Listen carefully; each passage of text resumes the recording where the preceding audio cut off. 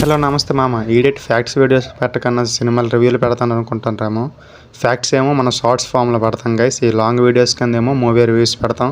I hope మీరు అర్థం చేసుకొని నన్ను సపోర్ట్ చేస్తారని మనస్ఫూర్తిగా కోరుకుంటాను. ఇకపోతే ఈ మూవీ గురించి చెప్పాలంటే నాకైతే పెద్దగా ఏమి అనిపించలేదు గైస్. ఎప్పుడు చూసిన స్టోరీ లాగా అయితే అనిపించింది. బేసికలీ మన అందరం ఏంటంటే స్పై యూనివర్స్ అనేప్పటికీ చాలా ఎక్స్పెక్ట్ చేసి అయితే వెళ్తాం, కానీ స్టోరీ అయితే నాకైతే పెద్దగా ఏమి అనిపించలేదు గైస్. మినిమం కూడా స్టోరీ రైటింగ్ అయితే లేదు. యాక్షన్ సీన్స్ ఏం లేవా బ్రో అంటే యాక్షన్ సీన్స్ చాలా ఉన్నాయి బ్రో. కాకపోతే ఏంటంటే వాటికి ప్రాపర్గా విఎఫ్ఎక్స్ పడలేదు. అదే నా అభిప్రాయం. కొంచెం ఆ విఎఫ్ఎక్స్ అండ్ గ్రాఫిక్స్ మీద కానీ వాళ్ళు ఇంకొంచెం బెటర్గా వర్క్ చేసి ఉంటే మనకి ఇంకొంచెం విజువలైజేషన్ చాలా బాగుంటుంది గైస్. మెయిన్ మూవీకి వీక్ పాయింట్ ఏంటంటే స్టోరీ లేదు గైస్. మినిమం స్టోరీ లేదు. సో అందువల్ల మూవీ మనం చూసినంతసేపు ఏదో నడుస్తుంది అన్నట్లు ఉంటుంది, కానీ ఎక్కడ మనకి హై ఇచ్చే మూమెంట్ అయితే ఉండదు. ఇప్పుడు ఈ మూవీలో ఉన్న పాజిటివిటీస్ గురించి అయితే మనం అయితే మాట్లాడుకుందాం గైస్. ఈ మూవీలో ఉన్న పాజిటివిటీస్ ఏంటంటే ఎన్టీఆర్ అండ్ హృతిక్ రోషన్ యాక్టింగ్ అయితే బాగుంటుంది గైస్. వాళ్ళ యాక్టింగ్ వల్ల అయితే కొంచెం మూవీ అని చూడాలనిపిస్తుంది.